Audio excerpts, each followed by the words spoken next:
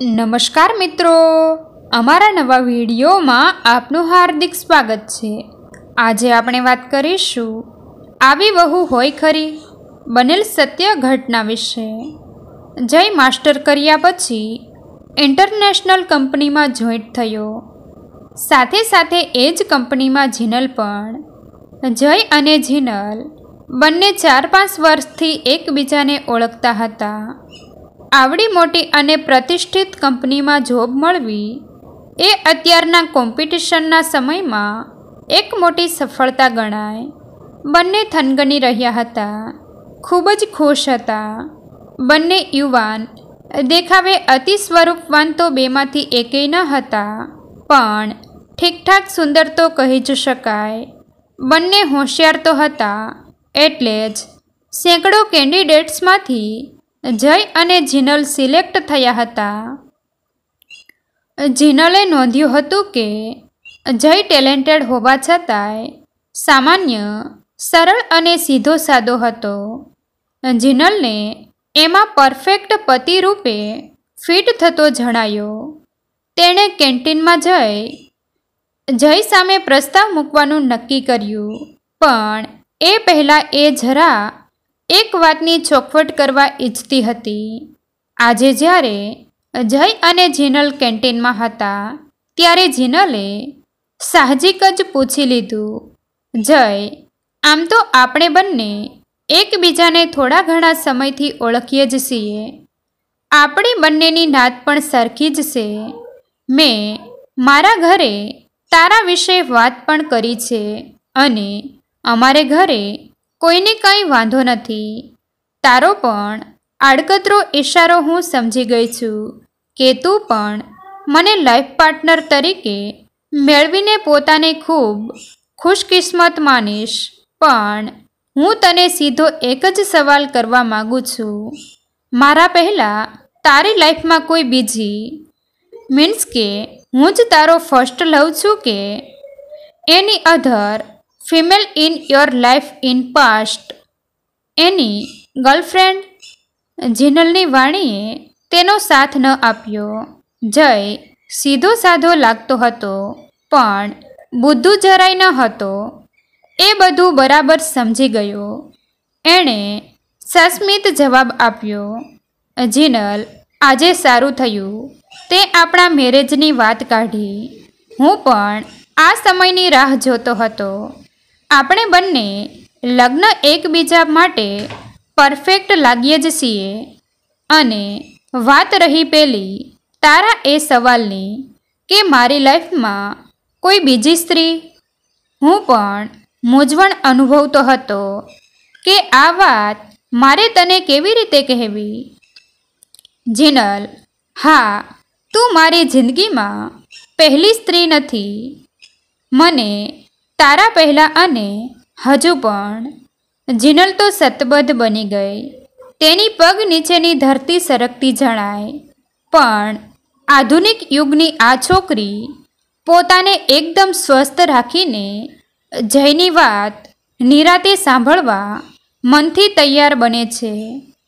જય જીનલની આંખમાં આંખ મિલાવી શકતો નથી। એનો અવાજ અને આંખ ભીની બની જાય છે। જયે જે વાત કરી તે આ મુજબની હતી, હા જીનલ, તારી પહેલાં અને હજુ પણ મારા જીવનમાં એક સ્ત્રી છે, અને એ છે મારી માં। Jinal, I love my mom very much. Jinal તો ખડખડાટ હસી પડી। જય ગંભીરતાથી બોલ્યો, હું જરા પણ મજાક નથી કરતો। જીનલ, હું મારી માને પ્રેમ કરું છું। મને મારા બાળપણ વિશે પૂછવામાં આવે તો મને મારા માતા પિતાની સખત મહેનત જ યાદ આવે છે।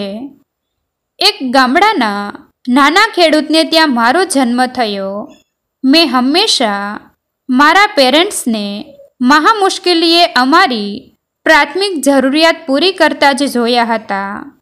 મને એક જ લગ્ની હતી કે બસ હું ભણી ગણીને મોટો સાહેબ બનું કે ન બનું, લાખો કરોડોનો સંપત્તિ બનાવું કે ન બનાવું, પણ હું એટલું જરૂરથી કમાઉં કે મારા માતા પિતા એ ક્યારે એમના શોખ પૂરા તો નથી કર્યા, પણ જીવનમાં કોઈ વખત શોખ કરી શકાય, પૈસાથી સુખ સગવડના સાધનો ખરીદીને જિંદગીને માણી શકાય એવો વિચાર સુદ્ધા પણ નથી કરેલો. એથી એમને એવી સુખી જિંદગી આપવા માટે મને સતત મહેનત કરવાની ટેવ પડી ગઈ, જેને પરિણામે આજે મારા માટે એક સફળ જીવન જીવવાના દરવાજા ખુલી ગયા છે. અને એમાં પણ તને પત્ની રૂપે મેળવીને હું મારી જાતને ધન્ય સમજીશ.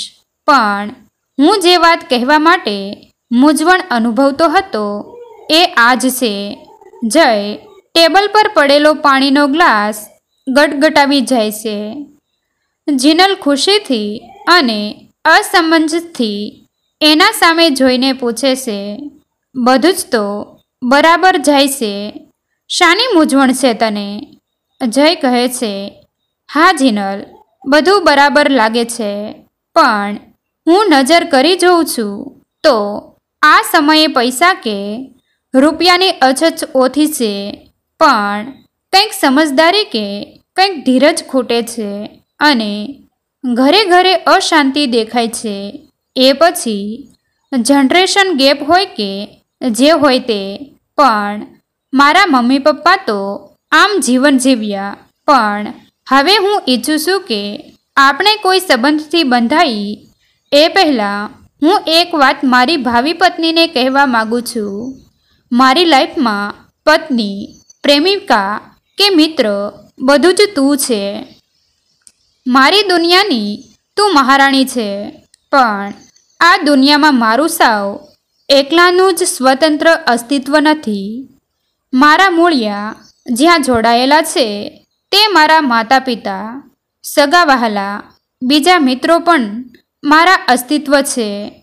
એમનું માન સન્માન હું જાળવું એમાં તું મને મદદરૂપ બનીશ કે? હું એક પુરુષ છું. તારા પર મારી ઈચ્છા થોપી બેસાડવાની મારા સ્વભાવમાં નથી. હું સ્ત્રી જાતિને પ્રેમ કરું છું. તારા સિવાયની મારા જીવનની એક બીજી સ્ત્રી એટલે મારી માં, એનું સ્થાન તું જાળવી શકીશ? જીનલ ખૂબ સરળતાથી જયની વાત સમજી ગઈ.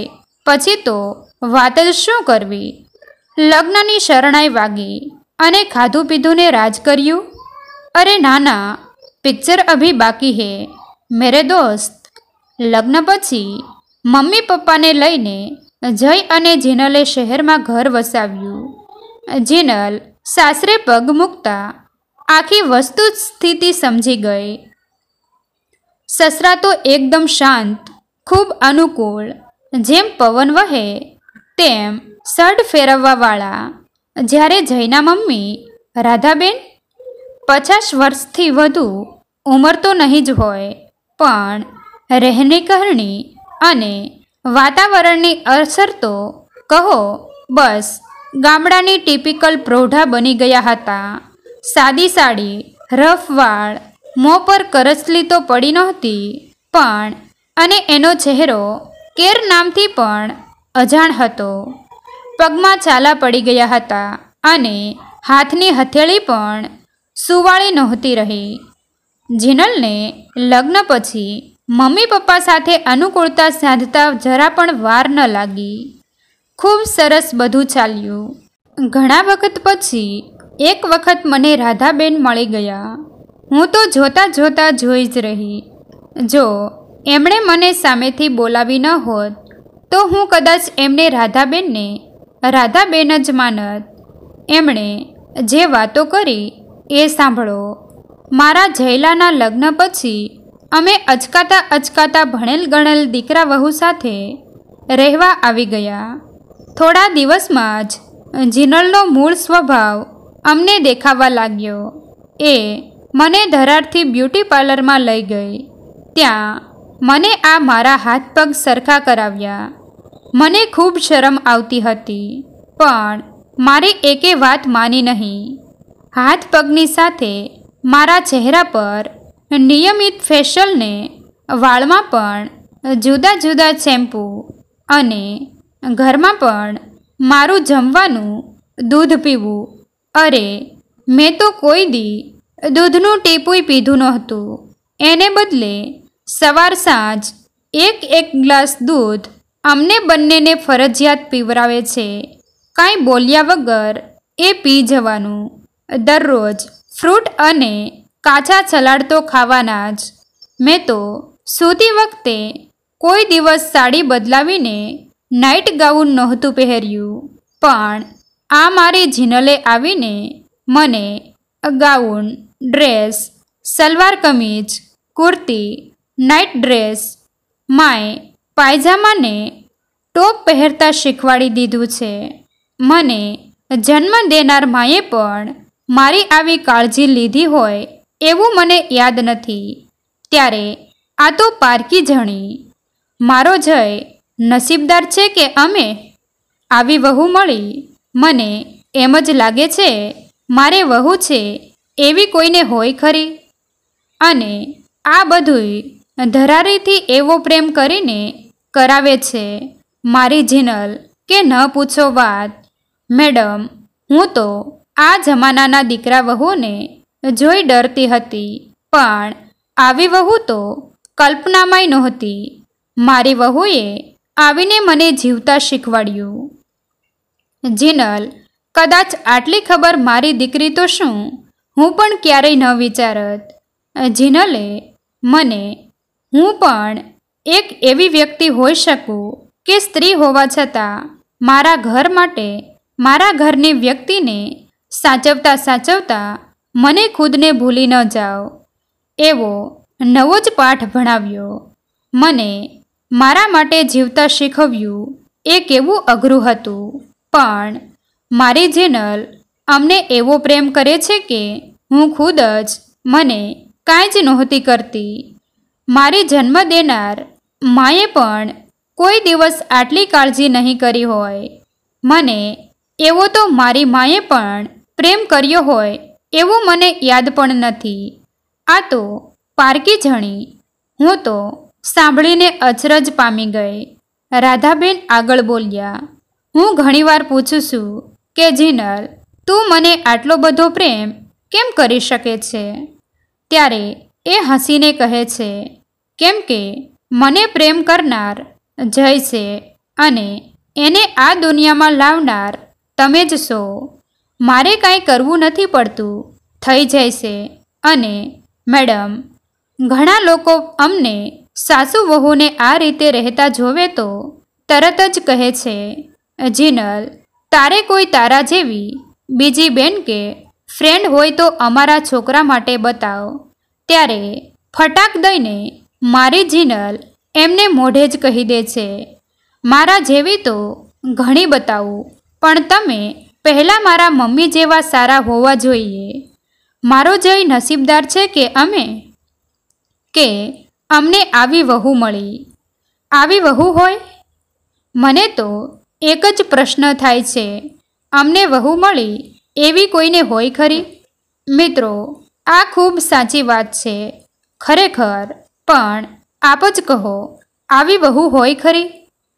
ઘણા લોકો કહે છે કે વહુ તો પારકી જ હોય, પણ જ્યારે એક વહુ સાસુ માટે દીકરી બની જાય, એની સંભાળ પોતાની માફક રાખે, જીવનશૈલી બદલાવી દે, જીવી જવાની નવી ઉર્જા આપી દે, ત્યારે એને પારકી કેમ કહી શકાય?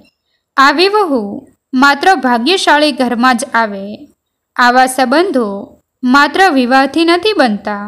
એમાં પ્રેમ, સમજદારી, ત્યાગ અને લાગણીઓનું દળેલું મીઠું ઝબકે છે. આજની આ સત્ય ઘટના છે એવી એક દીકરી જેવી વહુની, જેનાથી એમ લાગે છે કે એવું નસીબ બધાને મળે તો જિંદગી સ્વર્ગ બની જાય. મિત્રો, તમને જો આ વિડીયો પસંદ આવ્યો હોય તો વિડીયોને લાઈક અને તમારા અન્ય સગા સંબંધી મિત્રો સાથે વિડીયોને શેર કરવાનું ભૂલતા નહીં. અને આવા જ નવા જીવન ઉપયોગી, જીવનમાં કંઈક નવું કરવાની પ્રેરણા મળે તેવા વિડીયો જોવા માટે અમારી ચેનલ સાથે બન્યા રહો. થેન્ક યુ મિત્રો. મળીએ છીએ એક નવા વિડીયો સાથે. આભાર.